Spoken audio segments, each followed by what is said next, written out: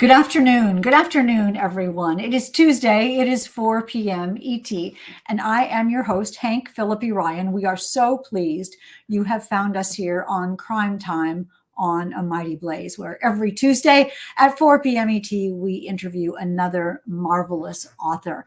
I am the USA Today bestselling novelist of 15 novels of suspense, 15 thrillers, going on 16, which I just sent in book 16.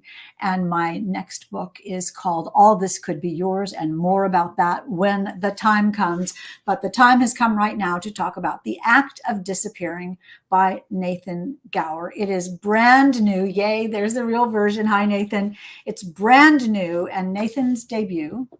And it is absolutely heartbreaking and immersive and surprising and twisty and powerful. And readers and trade reviewers are actually comparing how long they cried at the end. It touched them so much. So that's pretty amazing. And it is quite a triumph. Nathan, welcome to you. And congratulations on this marvelous novel. What do you think about that depth of reaction that people seem to be having? Oh, thank you so much for that. I mean, to me, you know, connecting with readers emotionally is probably the highest thing that I could hope for, right? I mean, when I read a book, the books I remember, of course, they're well written. They might surprise me, big twists. We all like the twist, right? But when I move away from a book and I say, I'm done with the book, but the book is not done with me, right? That is the story that sticks with you. So the fact that several readers have responded in that way is just wonderful. It's great. More than several, more than several. I love that you mentioned twists because I think all of our lives are full of twists, but I think of a twist as more like a reveal, that Mm. it's something that did exist, that people are not telling us quite yet, whether it's the characters or the authors are not telling us quite yet. Is that top of mind for you as you're writing when secrets are revealed? Yeah, absolutely. One of the things that bothers me in some work is the twist for the sake of the twist, Mhm. right? Or the surprise that we could not have guessed, right? Because there's not enough there in the book to lead you to that place. One of the things that I hope this book does, and again, some readers have told me it does, which is wonderful, is they'll say things like, "Well, I sort of knew parts of where this was going. I was surprised, but ultimately I felt like I was led to that place, right? So I knew what I knew right when I needed to know it, and that's the kind of writing that I'm drawn to." And we'll talk about this more in a minute. And I want to welcome everyone. Kim Rutter and Renee Herskowitz is here, and Kathy Lanigan and Diane Dick and Shannon Jansen and Vicki Gregory, Sharon Bishop, so many people. Hi, Tori T from Indiana. I do think that one of the things that's really well done, and then I will go on to the housekeeping part of the show, but the idea that you're talking about this now and about reveals and about twists is that when an author makes a reader comfortable in the story, that we understand what's at stake and what someone wants and what they're going to do to try to get that and what obstacles are in their way. You did this so gorgeously in this novel of taking us on the journey with the main characters, not on the journey of the main character, but with them. Can you talk a little bit about that as well? Well, I think it just comes from a place of empathy, Mm. really. I mean, at least it does for me. So when I'm writing these characters, and there are a lot, I will say there are a lot of characters in this book, right? There's a lot of intersecting plots and subplots, and but I have to find a place where I understand characters empathetically. And I think that sort of even characters who we may not like or we may have strong sort of adverse feelings toward, if I can feel empathy toward them and I can find a way to make a reader feel empathetic towards that character, right? Then I think I've done my job. And that is the kind of way, sort of leading them through the story, guiding them through the story, where when they get to the end, those characters stay with them, right, longer than Yes.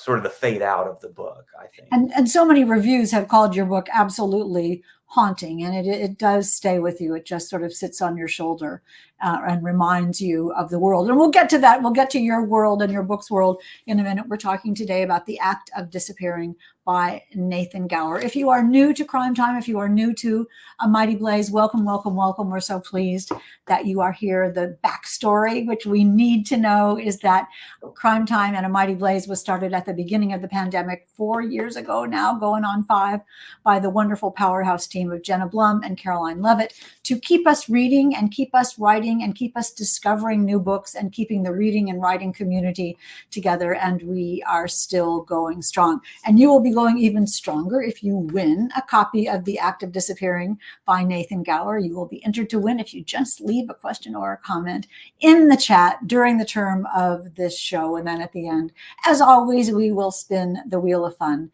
and draw for a winner. You do not want to miss this, crime fiction fans.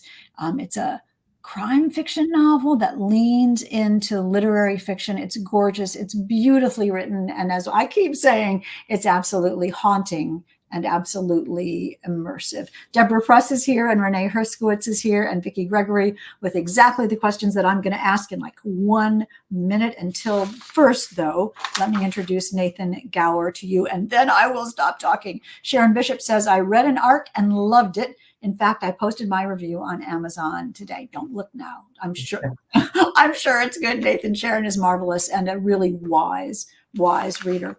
Nathan Gower holds an MFA in fiction writing from Spalding University and a PhD in humanities with emphasis on aesthetics and creativity from the University of Louisville. His work has been published in many prestigious magazines and journals. He currently serves as professor of English at Campbellsville University and has served in editorial positions at the Louisville Review, Campbellsville Review, and Russell Creek Review. This is his first novel, The Act of Disappearing. So we've been talking about this for a couple of minutes now. Can you just set up the basic premise of this story? Love to. Yeah. For a while, it was hard to figure out how to talk about this book, but I think we've got there. So let's try it. So it's a dual timeline novel. Part of the book takes place in contemporary Brooklyn and contemporary Western Kentucky. And then there's another timeline, sort of interceding chapters that take place in mid-20th century, 40s, 50s, 60s, Western Kentucky. And so the plot basically goes like this. We open with an image. There's an opening image, and that image is of a photograph. And that is a photograph that was taken in Western Kentucky in 1964, and it is of a woman falling from a train bridge into the Ohio River, and she's clutching to her chest what appears to be a baby. And so the book follows the contemporary timeline of the story, follows this young writer who is tracking down this story. She's asking questions like, who was the woman on the bridge? Who was the baby? Why were they up there? How and why did they fall? And then metaphorically, what was the fallout for the generations that come after them? The past timeline in the 40s, 50s, 60s of Western Kentucky follows the Fairchild family of Western Kentucky, and it leads up to that moment on the bridge. So what I like to tell people is the two timelines sort of they're going parallel for a while, and then they just kiss right at the end, right?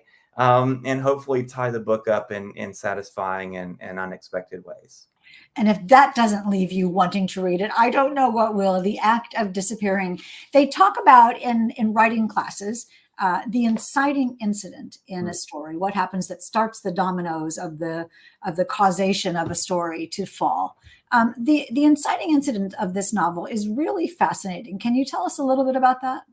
Sure. I'm hoping that I'm thinking the same thing you are. So Julia, who's our young contemporary protagonist in contemporary Brooklyn, who's a writer, she's many other things, but one of the things she is a writer. She meets a character who's sort of mysterious and vague in many ways, and his name is Jonathan Astor, and he's a famous sort of world-renowned photographer. And Jonathan Astor shows this photograph, the one I previously mentioned to Julia, and he's read her book, and he wants her to track down this story of this photograph. He gives the photograph to her and says, "Hey, find the story. Right? This is all I'm going to give you. This is what you this is all you need."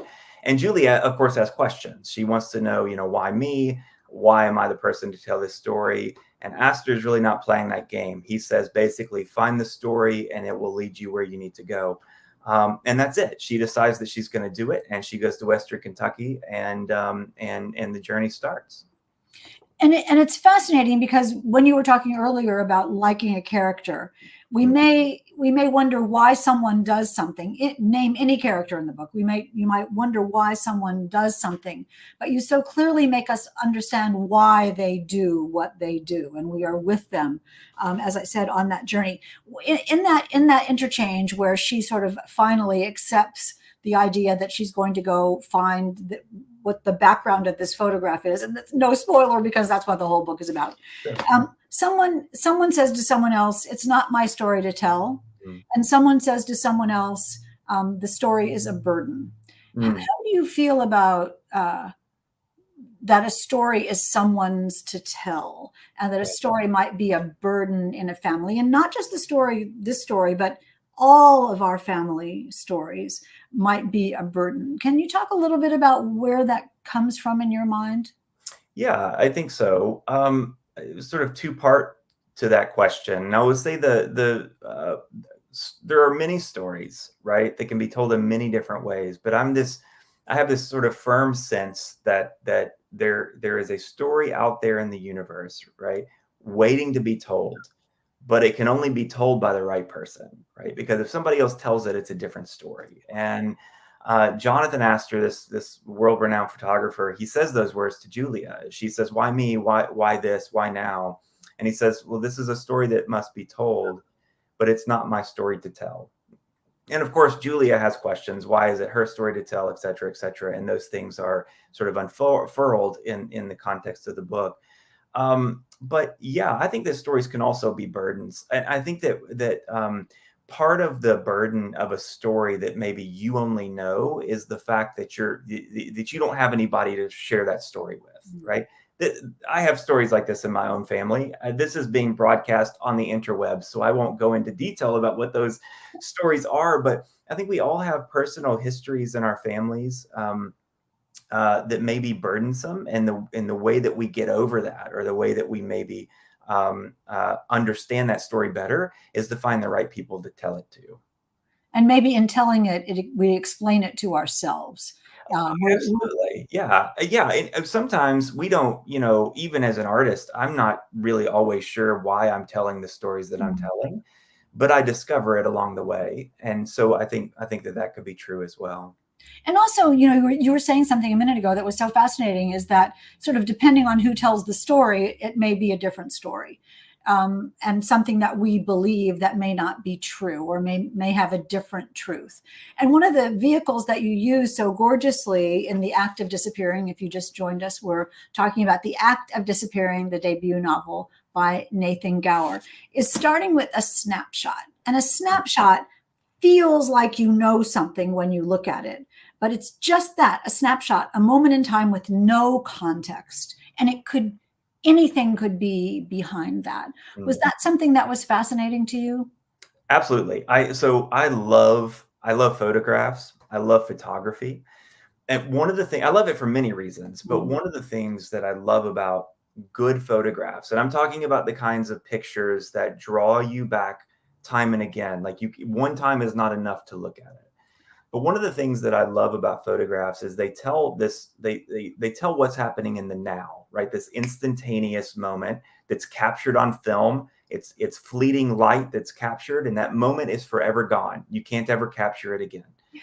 But really good photographs also invite sort of a reading of that photograph, of the before that moment and then the after that moment, right? So if it's compelling in that photograph, in that moment, we necessarily ask ourselves questions. How did we lead to this point? And then what happens after that point?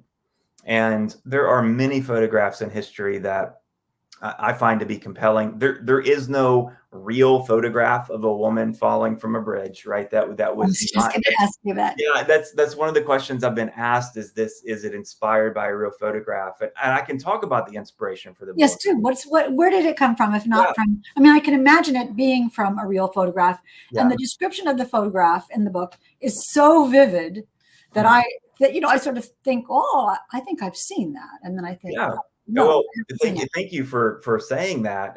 And I think that it's a compelling image, and I think it's so compelling because of where it came from in my life. So really quickly here, I grew up in Western Kentucky. I grew up in a little river town. It was called Henderson. It's right on the border of Evansville, Indiana. And I have this memory from when I was a boy. Now, I have to be careful to say this, that memory is ever shifting. It's fickle. It's like light in a mirror maze. It changes all the time. And so I've replayed this memory. I've dreamed about it, and I can't be sure how much I'm actually remembering or how much is, in my own headspace as I recreate it.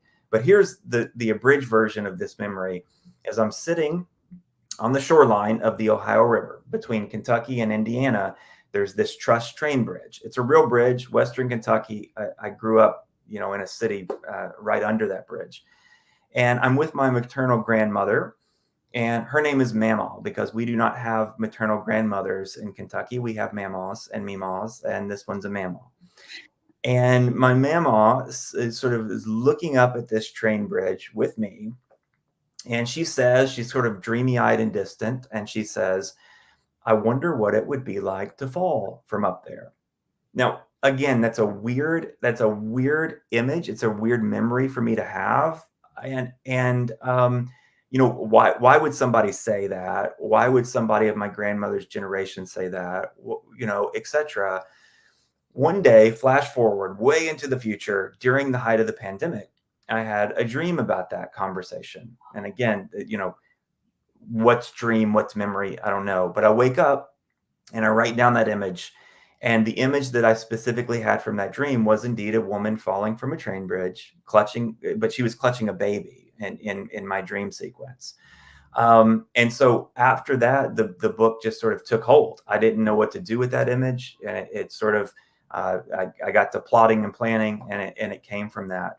I should say, this story is fictional. It is not about my grandmother. It's not about any woman in my family. Except for the fact that those women live inside me, right? And to the extent this is my story, it is also their story, but in a fictional. I mean, so many things to ask you about all that, because had you were saying earlier that sometimes stories are presented to the person to tell, and that certainly has the feeling of whatever muse or whatever there is, the universe is presenting, is sort of reminding you, hey, you have this potential story. Were you in the were you thinking about writing a book at that time? Were you looking for a topic? Yeah, I'm a writer, right? It's what I do. I've written many short stories, and I've written some novels that were not published. So I'm always looking for some things to write. So it's always in the back of my mind. What's next? What am I going to write about? Um, but I do feel like, in a sense, that this story chose me, right? I don't want to go all Harry Potter with the wand. It will choose you. That kind of thing. It's just us, we don't know. Yeah, right. I don't really know. I tell everybody when they want to know the inspiration for this book, I say, well, I know where the seed of the idea came from, and then I tell them about the bridge. But I find that my own creative process, and Hank, you may be like this. I don't know. You've written many more books than I have. I always struggle to know exactly where that inspiration comes from. I find the process to be opaque.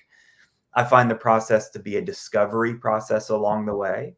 One of the things that Oops. Nathan was saying, if you were hearing me, that Nathan was saying that there are severe thunderstorms where he is in Kentucky. And he had warned us when we started that his internet might go down, the power might be down. And Margaret in the back room, our wonderful executive producer, Margaret in the back room, has told him just to come back, go out and come back in if he loses his internet. So we will stall just for a little while we see if Nathan gets his internet back. And what I'll do is I'll go all first chapter fun on you and read you a little bit of this novel. It starts with, Robin Stell is saying, and I have to say that this has, before I read, Robin Stell is saying it was the 3rd of June, a dusty Delta day.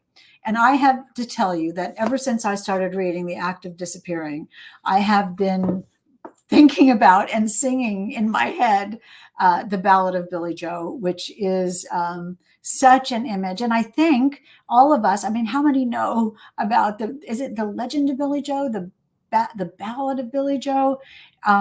And it says, and Billy Joe was throwing something off the Tallahatchie Bridge. And we all heard that when we were teenagers, right? And we think that we know that story. And this is very evocative of this. But I do think that this is a book that leans into literary fiction. It's gorgeous. It's written, as Nathan said, in 2 timelines. And it's interesting to me. And when he comes back, and I hope he will, I do want to ask him a little bit about the different feeling of each timeline. In contemporary Brooklyn, the voices are very contemporary sounding. The setting is very contemporary sounding. The language is contemporary. And even the pacing of the book is very, very fast. Thoughtful and evocative, but fast and New Yorky. When we go back to Kentucky, the voices are very different. The language, of course, Deborah's saying, yes, Hank, now I have the song in my head. The language is different. The rhythm is different. The music of the novel is different when we are in Kentucky. And I am eager to ask Nathan. I was just going to say I was eager. We were talking about how your 2 timelines, Nathan. We were talking about your 2 timelines. Was that the storm that you were telling me about? Is that what happened? Nathan is coming back online, and I'm not sure. Sure. You can hear me. Can you hear me now? I can indeed. Thank you. I have to tell you, what was that the storm you were telling me about?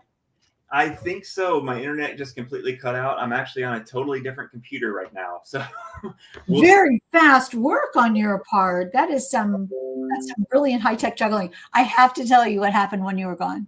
Yeah. First of all, the entire Crime Time audience is now singing the Ballad of Billy Joe. And he was throwing something off the Tallahatchie Bridge. Do people bring that up to you every time you talk about this? Do you know that song? Are you too young for that song? I don't know if I'm too young, but I would love to join in the chorus. No, there he goes. It's Ode to Billy Joe. That's what the title of it is. Ode to Billy Joe. Thank you all for helping me with the title. So anyway, I was talking about the dual timelines, and it sounds to me like Nathan doesn't know about Ode to Billy Joe, which is kind of interesting. So I will not sing it to him, but I will send him a link from Apple Music or something to let him know about Ode to Billy Joe, because this conversation has really gone off the tracks, Nathan. Yeah, I'm so sorry. Can you hear me now? Absolutely perfect. Okay. I think we're good. Hopefully we're stable, and thanks for your patience. No problem. We were talking about Ode to Billy Joe, the song, and I was asking if I think you're too young to have heard it on the radio. The song, the image of them throwing something off the bridge, and then later him jumping off. And we could all sing you the song, but we're not going to. Did you know the song? I don't know the song, but I'm definitely going to look it up now. So there's that win. Oh my golly, is that not interesting, you all of us of a certain age who could sing it to Nathan right now? I want to be with you, and youngins, says Margaret in the background. I want to be with you when you hear that song for the first time, because it is interestingly parallel. And it's equally kind of voicey. And what I was talking about while you were gone was we were talking about that there are 2 timelines, the contemporary Brooklyn and the early Kentucky timeline. And your voice, the voice of the writer in those two timelines is so different. Your New York voice is contemporary and faster paced, very hip, New York world. And then when we go back to Kentucky, your whole voice changes. It's almost like it's a superly different way of doing point of view. And the music and the tone and the sensibility and the word choice, of course, and it's all different. Talk about how you made those so not just datedly different, but artistically different. Yeah, thank you. Thanks for that so much. I appreciate that. In one of the things that was a challenge in that was the contemporary timeline, of course, is told in first person present, right? And so everything in the past is, of course, third person in past tense. And I think that that sort of dynamic and specific shift between the present tense, first person, and third person past allowed for me to create that sort of distance and to be able to maintain that the difference of those voices. But I'll also say that I had lots of early readers and agent and editor who helped me with those things, right? These sound too similar, so let's try this. And beta readers were very helpful for that. But I'm glad that those voices came across as distinct, which was really, really important for me, especially when you have, again, a cast of so many characters. And we do follow several point of view characters. So they needed to be distinct, or I don't think the story would have worked. I mean, we talk all the time about how our goal as writers is to be complex and layered, but not confusing. I mean, that's a line we don't want to cross. And this book that we're talking about today, The Act of Disappearing, is never confusing. I have two more questions, and then we'll go to audience questions. There's so many questions that I see coming up that are absolutely fabulous. You tackle some very heavy topics in this novel with such respect and with such grace and with such care. Mental illness, mental health, motherhood, abuse, power. I mean, it's not a book. Well, it is a book about that, but it's not a book about that. It's about the story of the main character, Julia, looking for what happened in this photograph. That's what the story is about. But underneath it is so much more than that. Can you talk about the decision, the risk, the bravery, the care it took to explore those other themes? Yeah, absolutely. And I will say there were lots of parts of this book that terrified me to write. Really terrified me, because I knew that the story, in a certain sense, the story led me to where it wanted to go. And so these were things that I knew where the story had to go. And I was really, really scared of the perception of where the story ended up in several ways. But I also knew that to shrink from that would have been the wrong choice, right? You have to do it. It does take a little bit of bravery. One of the things that I'm very grateful for, though, I mentioned them before, but was early readers. I'm also really thankful that we live in a world that recognizes the importance of sensitivity reading. The book went through sensitivity reading, and I will say that those reads came back really clean and good, which was wonderful. But it was also the whole time in the back of my mind when I'm thinking I'm writing these big, heavy themes and things that are not difficult to read about, much less write about. I could not write this book if I didn't want to take the care and the time to do it right and to do it justice. And so it took a lot of time getting those things right. Even I'll take one little thing that might help to illustrate that. Threads of mental health and mental illness, very specific types of mental illness, run throughout the course of the book. And I knew that if I was going to represent those things in the book, I had to get it right, and it had to be something that that represented people who suffer from those types of mental illness.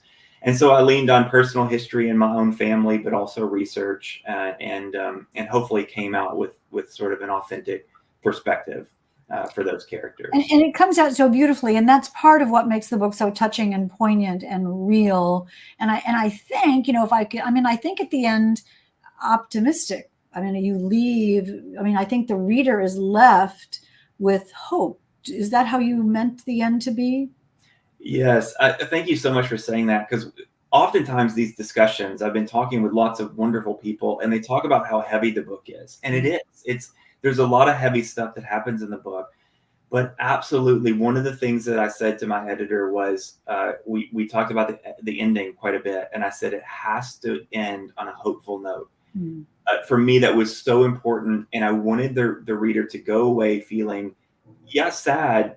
Bittersweet is a word that we hear a lot, but there had to be a sense of release from the heaviness that we were carrying around with us through a lot of the book. There's a lot of burden there, and to be able to step away from that and to say, okay, these characters may not have everything figured out, but there is hope, and there's even joy and sort of a future that you can see on the horizon. That was really important to me. And that really works. I mean, we all have thoughts in our own lives of what if only this had happened, or what if this had happened, or if only somebody had made a different decision, but they didn't. And if only life had dealt them some different cards, but it didn't. And you learn to play the cards that you have. And that's really what happens in The Act of Disappearing. I love this cover so much, Nathan. You don't know whether she's emerging or disappearing, which is gorgeous. How did you come up with this cover right away?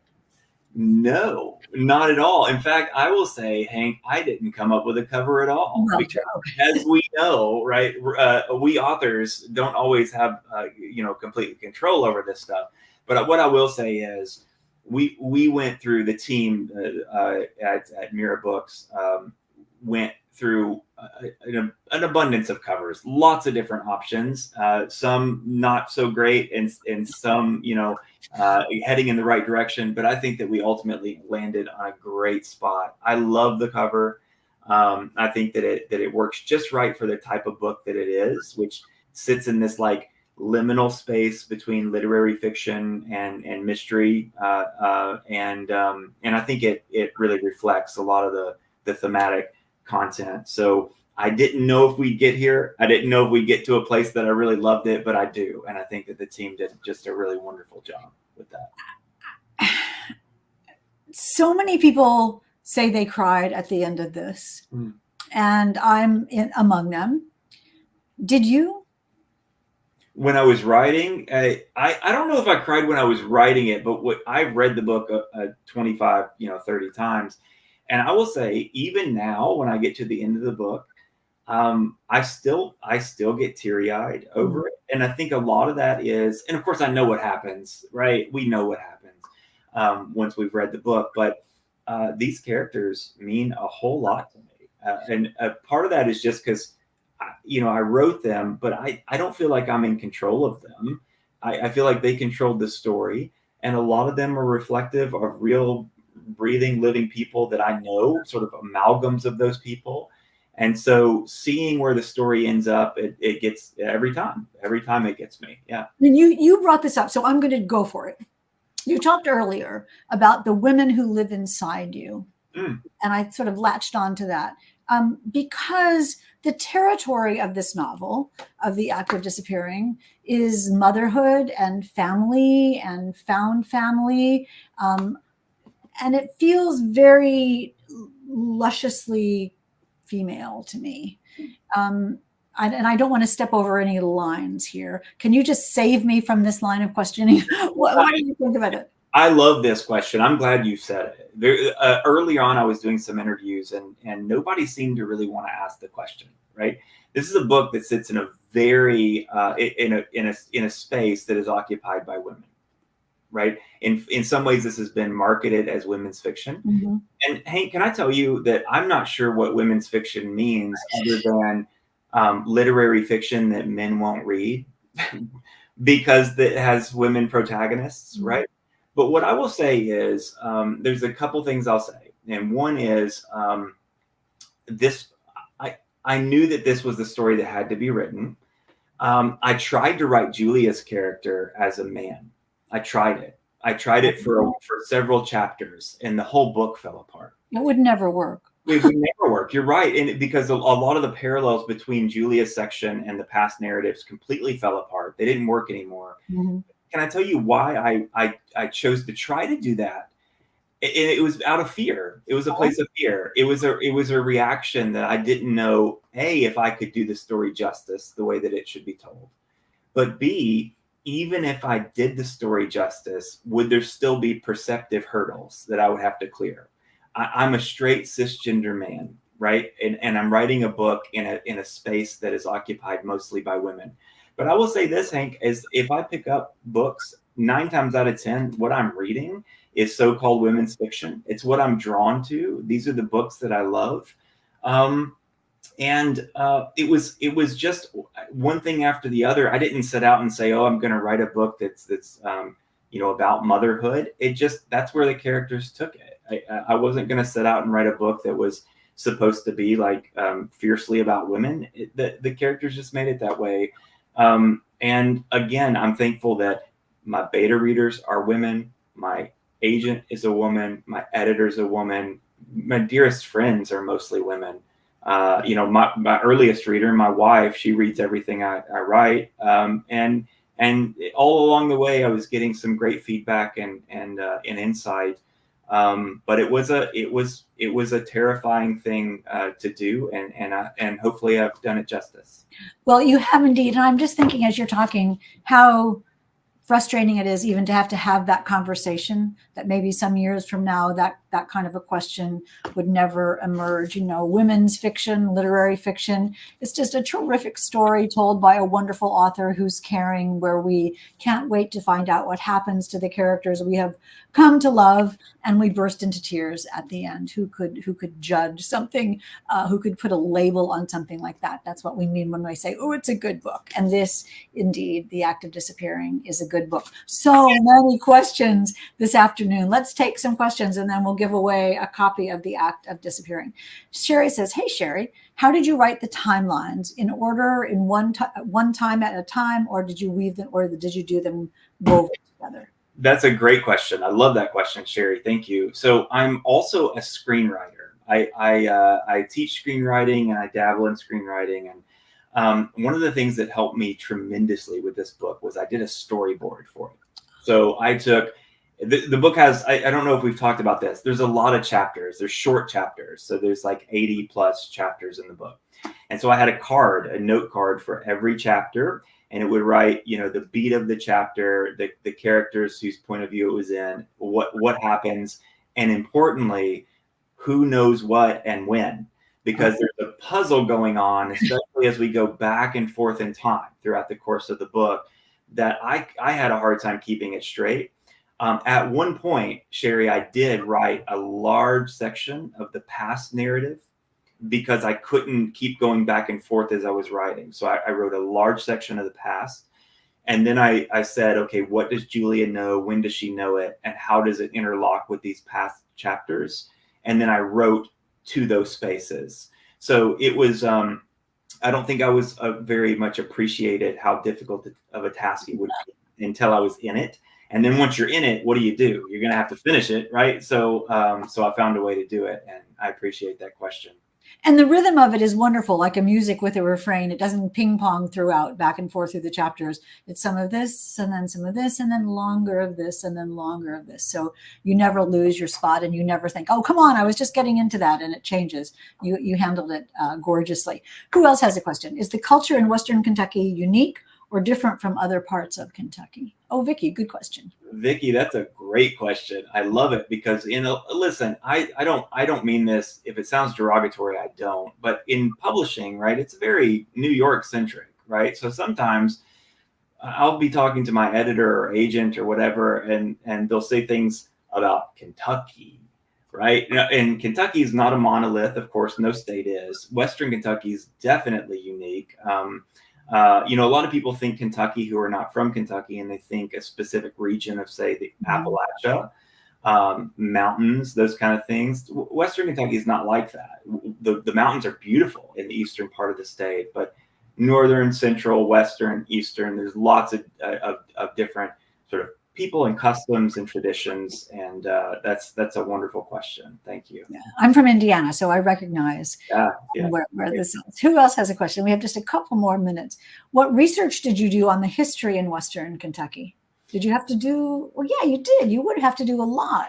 Yeah, I did research, but maybe not in the way that you would think. So some of that research came out, like, I I went to databases and I looked at interesting things on the internet, but a lot of it too. I grew up in Western Kentucky, and I leaned on the lived experience of the people who were there. So my father, he's passed away now. He passed away before the book published, which is sad. But he was somebody who I would call and I would say, "Hey, talk to me about the '60s in Western Kentucky. I have questions and I need to know what I'm getting wrong." Right. And he'd tell me. And so certain research points are sometimes about big things, like big moments and events and cultural traditions. But some are just like, where did people get photographs developed in the 1960s? Things like that. And just leaning into the lived experience of people was really helpful for me. You could have called me too if you need anything about the Midwest in the 1960s. I was there. One more question. Do you see, oh, Katie, that's so nice. Do you see yourself in any of the characters? Most of them. Yeah, which is again something that I get all the time. Some people they read the book and they look at the cover and then they look at my bio and they think, what happened? But yes, I see myself very much in most of the characters. Specifically, and I see a lot of my family history in Edith. If you haven't read the book, that doesn't mean much to you, but if you do read it, in Edith, in Catherine, in all the Fairchild families, and then in a lot of Julia, right? As a younger writer, Julia's younger than I am, but as a younger writer who had struggled for a while with book publishing and sort of not knowing parts about your familial past and heritage, I see myself in a lot of these characters. Yeah. How many names did you go through before Fairchild? Oh, before the family name Fairchild? Oh, a lot. Names are really important to me. But once it's stuck, it's stuck. And what's interesting, Hank, about that name is Fairchild for me seems distinctly Southern because I grew up and I knew some Fairchilds, and but apparently for a lot of people it calls to mind English tradition, so they think of Fairchild as being a very English name. And so there were some questions at my publisher. Well, if we say Fairchild, are people going to associate this with the American South, or are they going to immediately jump to across the pond, as it were? But yeah, I think the name works. I just think, I mean, it is about Fairchild. Yeah, fair and child in all the meanings of all of those words. It just works out so perfectly. Kathy has the last question. Are you working on another novel or more short stories? And I will add to that, do your students miss you? What do they say? So I love my students. I'll say that. I'm actually on sabbatical in the fall, so I won't be revisiting with students for a while. But yes, I'm working on something right now. It's another novel.